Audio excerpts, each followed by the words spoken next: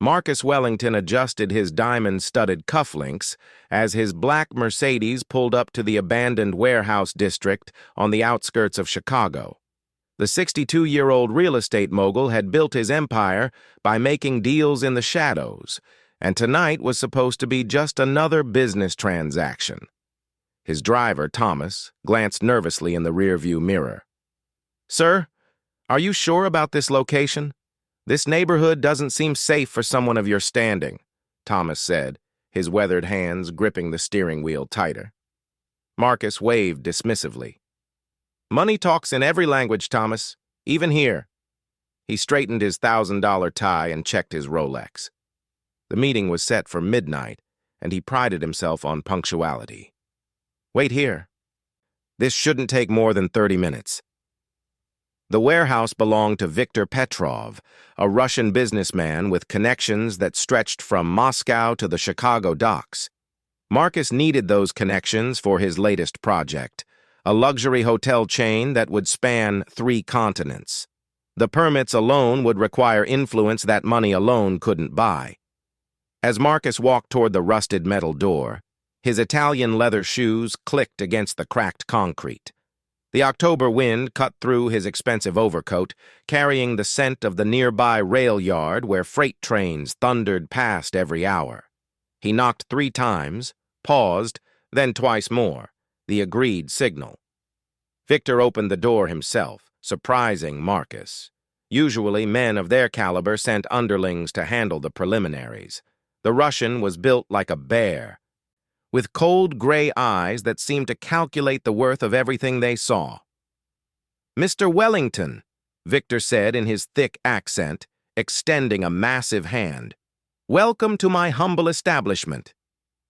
The warehouse interior had been converted into an upscale meeting space, complete with leather furniture and crystal decanters filled with expensive liquor. But something felt wrong. Marcus had developed sharp instincts during his 40 years in business, and those instincts were screaming warnings. "Your proposal intrigues me," Victor continued, pouring 2 glasses of vodka, "but there have been complications." Marcus accepted the glass but didn't drink. "What kind of complications?" "The kind that require insurance," Victor replied, his smile never reaching his eyes. "Your company has been asking questions in places where questions draw unwanted attention. My associates are concerned about exposure."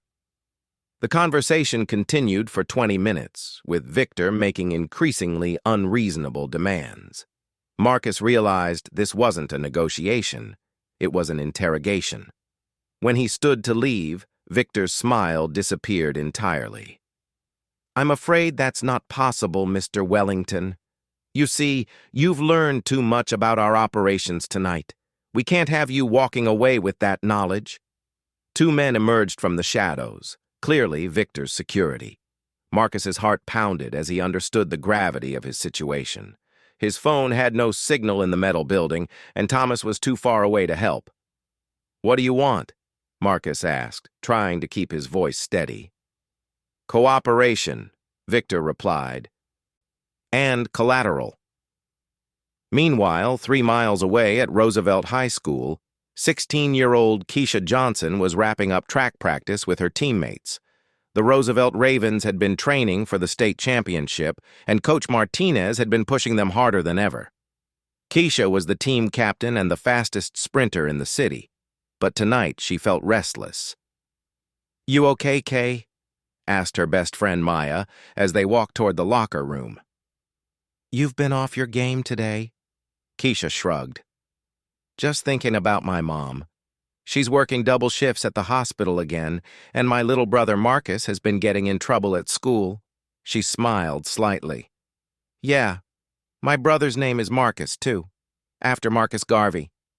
Their teammate Jasmine joined the conversation. "Girl, you carry too much weight on your shoulders. You're 16, not 40. "Someone has to step up," Keisha replied. "That's what my dad always said before he deployed." Coach Martinez approached their group. "Ladies, I need to lock up the school, but I'm getting reports of some kind of disturbance near the old warehouse district. Police scanner's been going crazy. You all get home safe, you hear?" As the girls gathered their gear, Keisha noticed her phone had several missed calls from her mother. That was unusual. Her mom rarely called during her shifts unless something was seriously wrong. She called back immediately. "Mom, what's going on?" "Baby, I need you to pick up Marcus from the community center. Mrs. Rodriguez called in sick and they're closing early. Can you get him and bring him home? I won't be off until 6 in the morning." "Of course, Mama. Don't worry about it." After hanging up, Keisha turned to her friends. "Change of plans. I need to pick up my brother from the community center on 5th Street. That's near the warehouse district," Maya pointed out. "Coach just said there was trouble over there." "We'll come with you," Jasmine decided. "Safety in numbers, right?" The 4 girls, Keisha, Maya, Jasmine, and their teammate Adriana, piled into Maya's older Honda Civic. As they drove through the increasingly run-down neighborhoods, they noticed more police cars than usual patrolling the streets. "Look at that," Adriana said, pointing to a cluster of emergency vehicles near the rail yard. "Something big is definitely going down." They picked up 10-year-old Marcus from the community center, where he'd been helping younger kids with homework as part of an after-school program.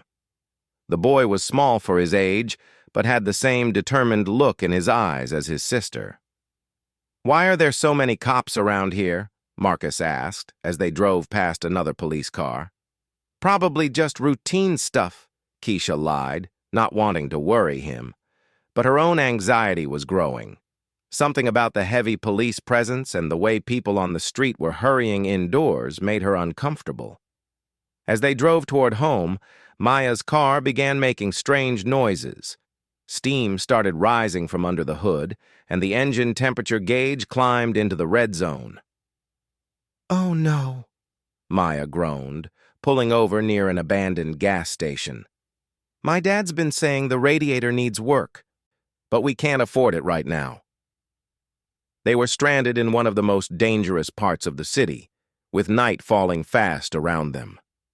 Keisha looked around at the deserted streets and felt a chill that had nothing to do with the October weather. That's when they heard the first gunshot echoing from the warehouse district, followed by the sound of running footsteps and shouting voices. Whatever was happening in those warehouses was about to spill out into their neighborhood, and they were caught right in the middle of it. Back at the warehouse, Marcus Wellington was being forced into the back of a black van by Victor's men. The Russian had made it clear that Marcus would be held until he agreed to sign over several key properties to shell companies controlled by Victor's organization. "You're making a serious mistake," Marcus warned as the van doors slammed shut. "People will come looking for me." Victor laughed. "By the time anyone realizes you're missing, you'll have had plenty of time to reconsider my proposal." The van pulled away from the warehouse, heading toward the rail yard where a more secure location waited. But Victor had underestimated both Marcus's survival instincts and the determination of 5 young people who were about to become unlikely heroes in a story that would change all their lives forever. The black van carrying Marcus Wellington wound through the industrial maze of warehouses and storage facilities, finally stopping at an abandoned rail maintenance building near the active train tracks.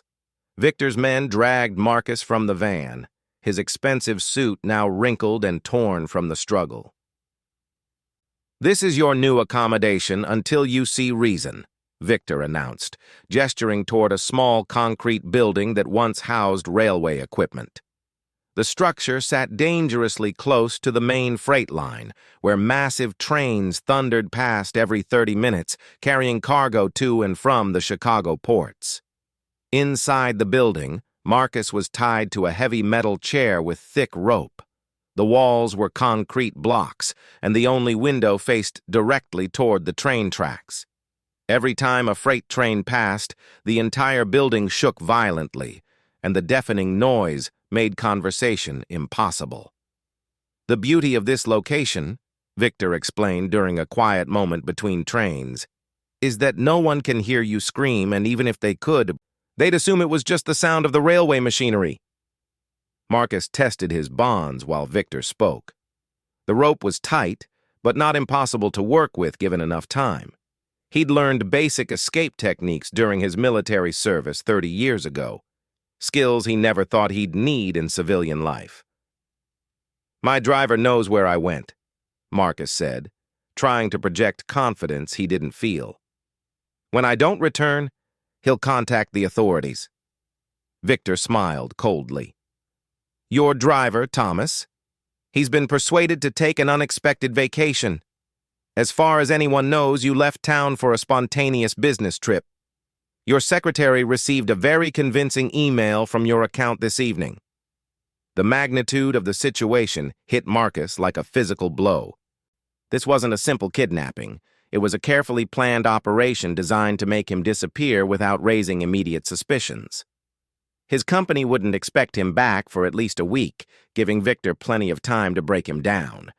Meanwhile, back at the broken-down Honda Civic, Keisha and her friends were trying to figure out their next move. The gunshots had stopped, but the police activity in the area was increasing. Red and blue lights flashed in the distance, and the wail of sirens filled the night air. "My phone still has signal," Jasmine reported. "Should I call for help?" "And tell them what?" Maya asked. "That we're stranded with a broken car? They've got bigger problems right now."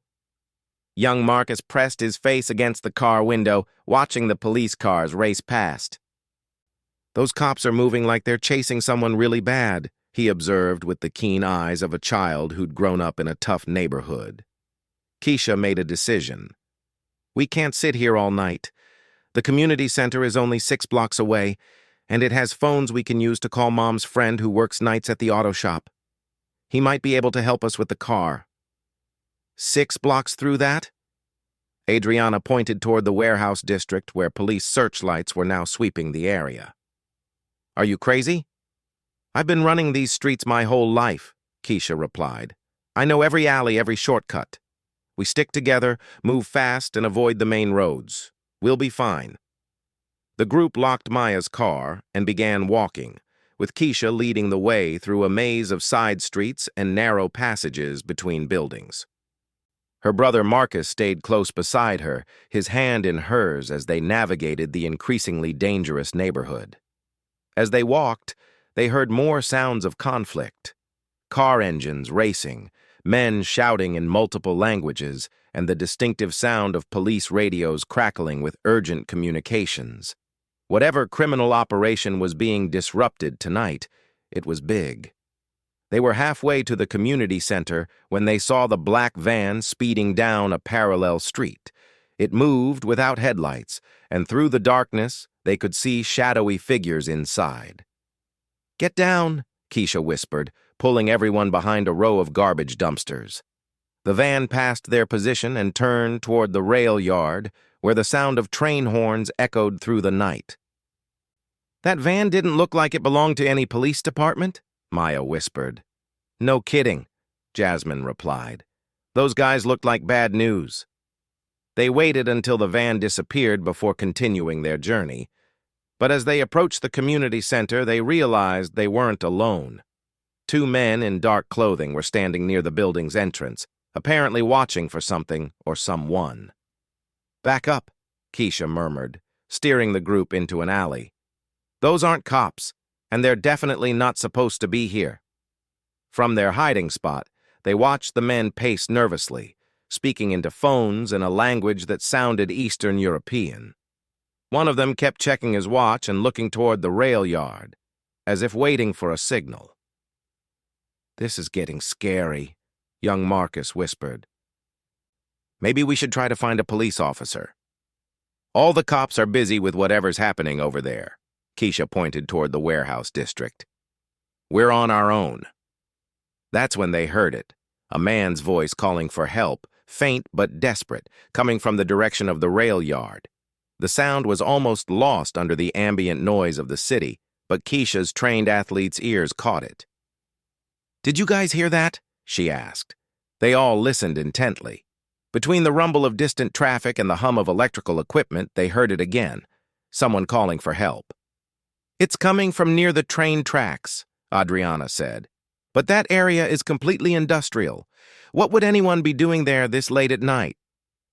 Nothing good, Maya replied grimly. The sound came again, more urgent this time. Whoever was calling for help was in serious trouble, and from the desperation in the voice, time was running out. Keisha looked at her friends and her little brother, weighing their safety against the moral obligation to help someone in distress.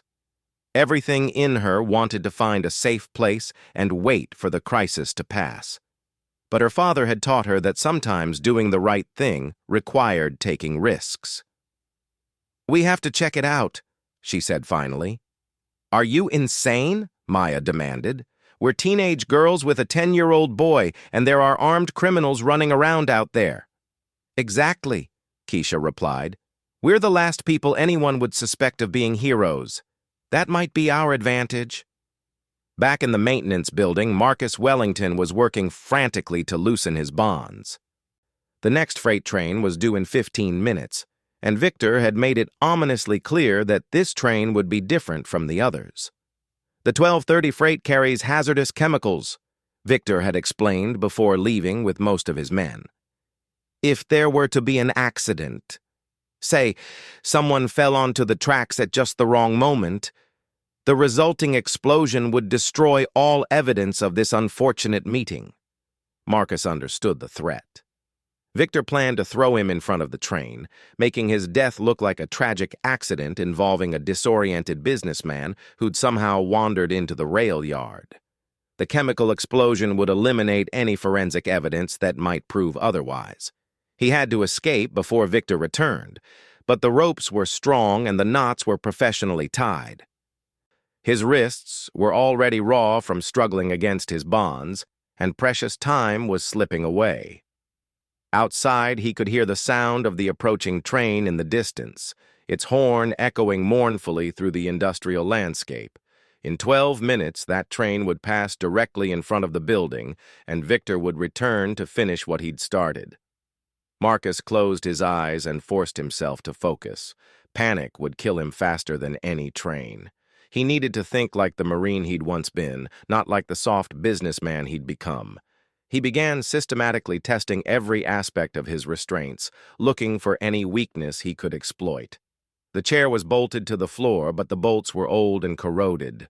The rope was strong, but it was tied around the chair's arms, which might have some give if he could create the right leverage. As he worked, he heard voices outside, Victor's men returning to collect him for his final journey to the tracks. Time had run out, and his escape attempt had failed. But Marcus Wellington was about to discover that sometimes salvation comes from the most unexpected sources, and that 5 young people with courage and determination could accomplish things that experienced adults would consider impossible. Keisha led her group through the shadows toward the rail yard, using every stealth technique she'd learned growing up in one of Chicago's toughest neighborhoods. They moved like ghosts between abandoned buildings and rusted equipment, following the desperate calls for help that grew stronger as they approached the train tracks. "There," whispered Jasmine, pointing toward the small concrete building near the active railway line. "The voice is coming from in there." They crouched behind a stack of old railroad ties, studying the situation. 2 armed men stood guard outside the building, smoking cigarettes and checking their watches nervously. Through the single window, they could see someone tied to a chair, a well-dressed man who appeared to be in his 60s. "That's not some random victim," Maya observed quietly. "Look at his clothes. That's an expensive suit." "Doesn't matter who he is," Keisha replied. "He's in trouble, and we might be his only chance." Young Marcus tugged on his sister's sleeve. "Keisha, those men have guns. We should find the police." "The nearest cops are dealing with whatever's happening in the warehouse district," she whispered back. "By the time we found help and brought them back here, it might be too late." As if to emphasize her point, they heard the distant sound of a train horn. The freight train was approaching, and the armed men outside the building began moving toward the door. "They're going to do something when that train gets here," Adriana said, her voice tight with fear. "Something bad." Keisha's mind raced through possibilities. 5 teenagers against 2 armed adults wasn't exactly fair odds, but her track team had advantages that criminals wouldn't expect. They were fast, agile, and used to working as a coordinated unit. More importantly, they knew this industrial area better than any outsiders. "Listen," she whispered urgently. "Maya and Adriana, circle around to the back of the building. There might be another way in. Jasmine, you and Marcus stay here and be ready to run for help if this goes wrong." "What about you?" Maya asked. "I'm going to create a distraction." Before anyone could protest, Keisha was moving. She sprinted across the open ground toward a cluster of old freight cars parked on a side track, her footsteps silent on the gravel. Her years of track training had taught her to run efficiently, even on difficult terrain. She reached the freight cars just as Victor's men entered the building to collect their prisoner. Through the window, she could see them untying Marcus Wellington from the chair, preparing to drag him outside for his final appointment with the approaching train. Keisha looked around frantically for something she could use. The freight cars were loaded with construction materials, steel beams, concrete blocks, and heavy machinery. Then she spotted exactly what she needed: a lever system used for adjusting the car brakes. She grabbed the heavy metal lever and positioned herself near the building's electrical panel. If she could cut the power, the sudden darkness might give her friends the opportunity they needed to help the prisoner escape. The train horn sounded again, much closer now. Through the building's window, she saw Victor himself enter, accompanied by 2 more armed men. The prisoner was on his feet now, hands bound behind his back, being pushed toward the door. Keisha took a deep breath and brought the metal lever down on the electrical panel with all her strength. Sparks flew, and the building plunged into darkness. Emergency lighting kicked in a few seconds later, but those crucial moments of complete blackness created exactly the chaos she'd hoped for. Inside the building, Victor's men cursed in Russian as they fumbled for flashlights. Marcus Wellington, sensing his opportunity, threw himself sideways into one of the guards, knocking the man off balance. It wasn't much, but it bought him a few precious seconds. Maya and Adriana had reached the back of the building and found a small service window that was unlocked. As soon as the lights went out, they slipped inside and began working on Marcus's bonds with a piece of broken glass they'd found outside. "Who are you?" Marcus gasped as he felt his ropes being cut. "Track team," Adriana whispered back. "We heard you calling for help." "Track team?" Marcus could hardly believe it. He was being rescued by high school athletes. "Just go with it," Maya muttered, sawing at the ropes as fast as she could. "You can thank us later." Outside, Keisha could hear Victor shouting orders to his men. Flashlight beams swept the area around the building, searching for whoever had cut the power. She pressed herself against the side of a freight car, hoping the shadows would hide her. "Find them!" Victor's accented voice carried clearly in the night air. "Someone is interfering with our operation." The approaching train was now close enough that its headlight beam was visible, cutting through the darkness like a sword. In less than 3 minutes, the massive freight locomotive would thunder past the building at 60 miles per hour, and Victor still intended to use it as a weapon. Inside the building, Maya had finally cut through the last of Marcus's ropes. But as he stood up, one of Victor's men turned around with his flashlight, catching them in its beam. "They're in here!" the guard shouted, reaching for his weapon. Marcus, despite being in his 60s, moved with surprising speed. His military training from decades ago kicked in as he tackled the guard, knocking the gun from his hand. But the struggle alerted Victor and his remaining men, who came rushing back into the building. "Run!" Marcus shouted to the girls. "Get out of here!" But Adriana and Maya weren't about to abandon him now. They grabbed the fallen guard's flashlight and weapon, though neither girl had any idea how to use a gun properly. Outside, Keisha realized her friends were trapped inside with armed criminals. The train was now less than a minute away, its thunderous approach shaking the ground under her feet. She had to do something dramatic, something that would give her friends and their rescued prisoner a chance to escape. That's when she remembered the freight car brake system she'd been hiding behind. If she could release the brakes on the loaded cars, they might roll down the slight incline toward the building, creating enough chaos and distraction to cover an escape. She worked frantically with the brake mechanism, using techniques she'd learned from a summer job at the rail yard 2 years ago. The massive cars began to move slowly at first, then with increasing momentum as gravity took hold. Victor and his men heard the grinding sound of the moving freight cars just as the approaching train's horn blasted again. Confused and alarmed, they rushed outside to see several loaded cars rolling directly toward their position. "What is happening?" Victor shouted over the noise of the approaching locomotive and rolling freight cars. "This is impossible!"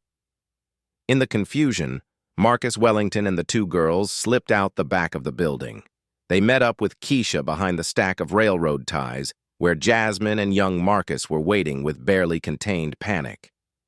"The train's almost here," Jasmine reported breathlessly, "and those men are really angry." "Can you run?" Keisha asked the rescued businessman.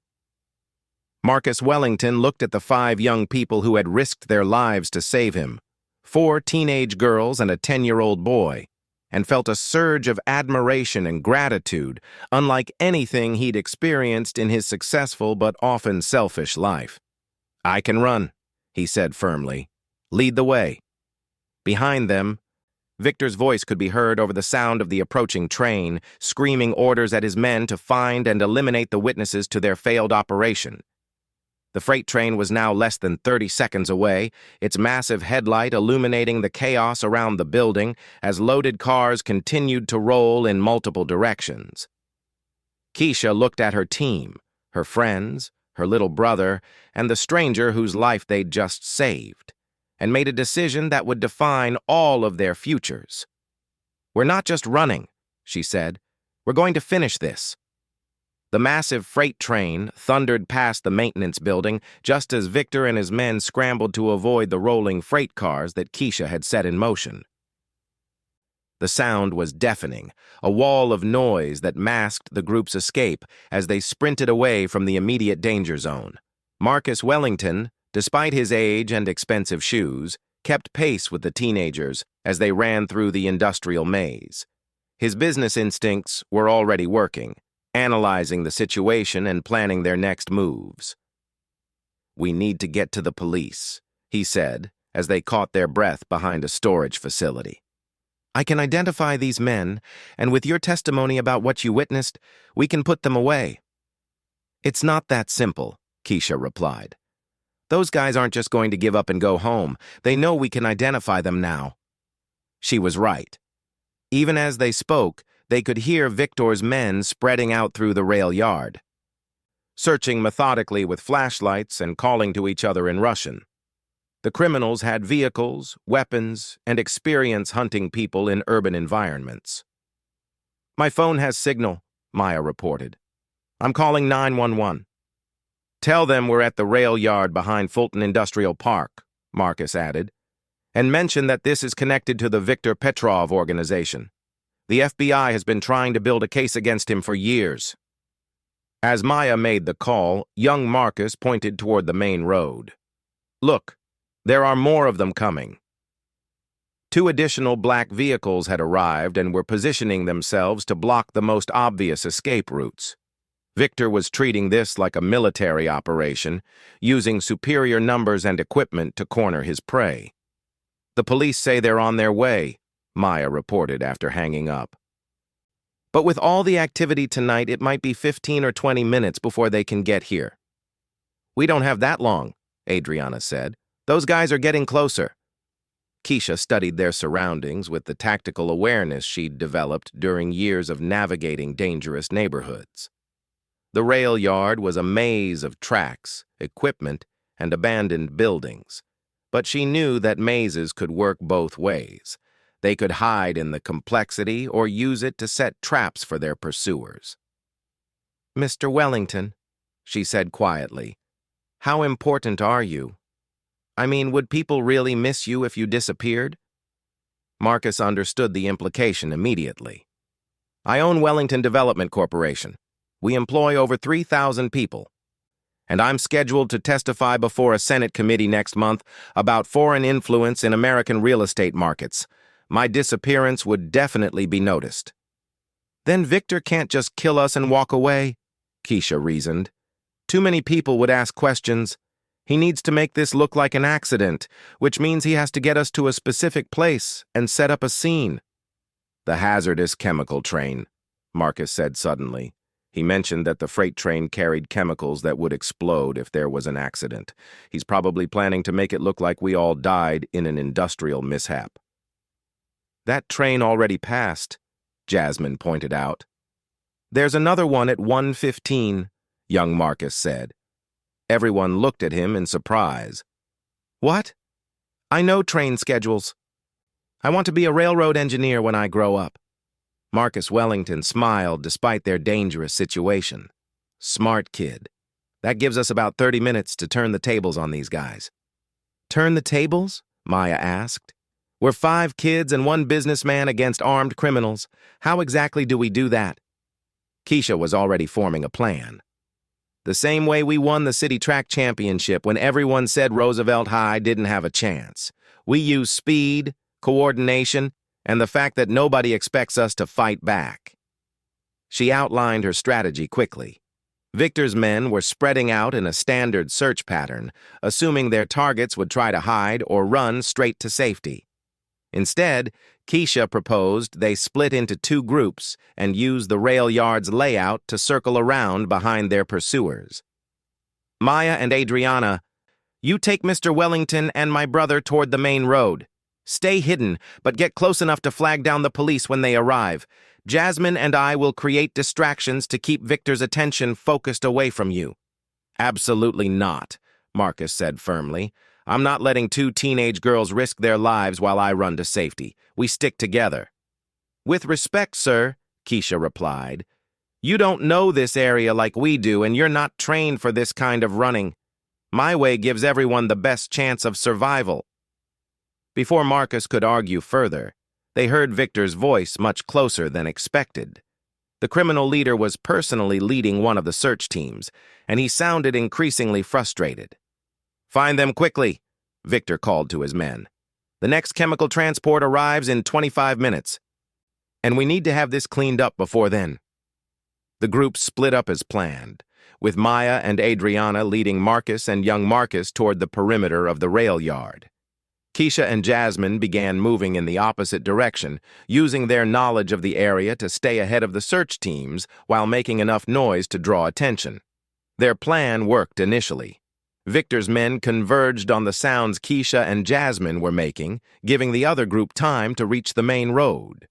But as they approached the fence line, they discovered Victor had anticipated this move. 2 armed men waited near the main gate, and another team was positioned at the freight entrance. The rail yard had become a trap with no obvious exit. "New plan," Maya whispered into her phone, calling Keisha's cell.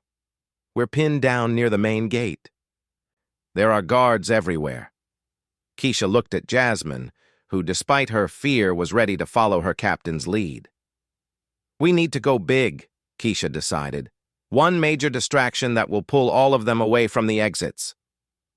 "What did you have in mind?" Jasmine asked.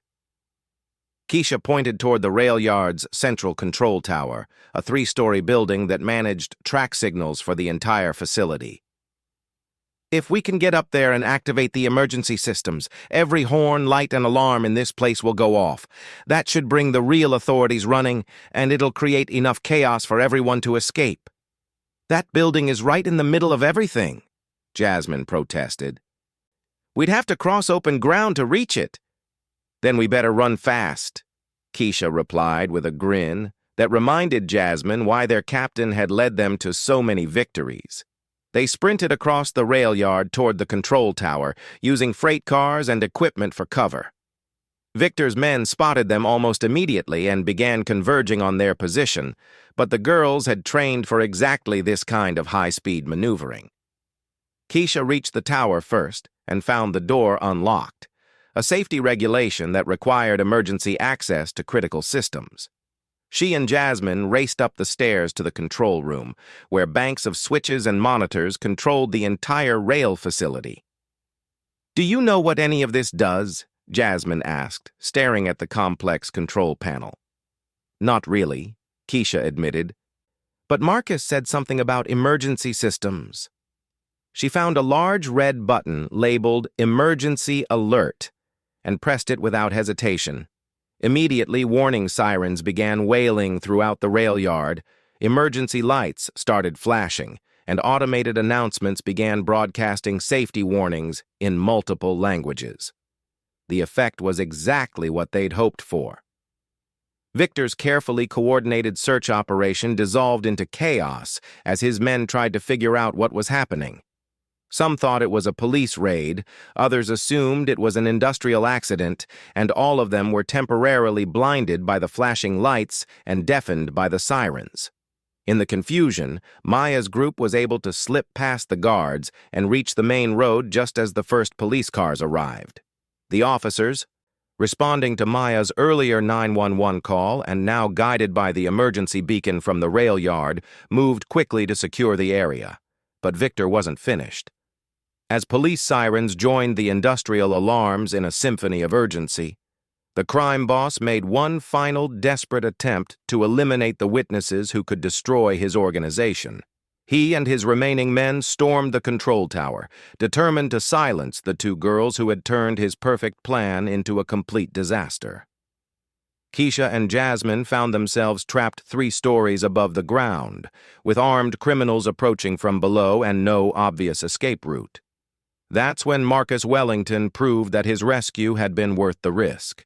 Despite his age and civilian status, he had followed the sound of gunfire back into the rail yard instead of fleeing to safety with the others. Using skills he'd learned as a young Marine, he positioned himself behind Victor's men and began creating his own diversions. "This is for underestimating the wrong people," he muttered as he threw a heavy wrench at the control tower's electrical panel, plunging the immediate area into darkness just as Victor reached the control room. In the darkness and confusion that followed, police SWAT teams flooded the rail yard, guided by the emergency beacons and responding to reports of armed criminals. Victor and his men were overwhelmed and arrested within minutes, their elaborate kidnapping scheme undone by 5 teenagers who refused to let an innocent person die on their watch. 3 hours later, as dawn broke over Chicago, Keisha Johnson sat in a police station giving her statement to FBI agents who were amazed by her story. Her friends and little brother were safe, Victor's criminal organization was in custody, and Marcus Wellington was using his considerable influence to ensure the teenagers received proper recognition for their courage. "What you did tonight," Agent Rodriguez told Keisha, "took the kind of bravery we usually only see in trained professionals. You saved a man's life and helped us break up a major criminal operation." Keisha smiled, thinking about her father's words about stepping up when others needed help. "We're just a track team from Roosevelt High," she said. "But I guess we're pretty good at running toward trouble when we need to." 6 months later, Marcus Wellington established the Wellington Foundation for Urban Youth, providing college scholarships and leadership training for students from underserved communities. Keisha Johnson was the foundation's first recipient, and she used her scholarship to study criminal justice at Northwestern University. She never forgot that sometimes the most unlikely heroes are the ones who make the biggest difference. And that courage isn't about being fearless. It's about doing the right thing even when you're terrified. Victor Petrov received a 25-year federal sentence for kidnapping, racketeering, and conspiracy charges. His organization was dismantled, and the properties he'd tried to steal were returned to their rightful owners. And every year on the anniversary of that night, Marcus Wellington sends a card to each member of the Roosevelt High track team that saved his life, reminding them that heroes come in all ages and that sometimes the fastest way to make a difference is to run toward danger instead of away from it.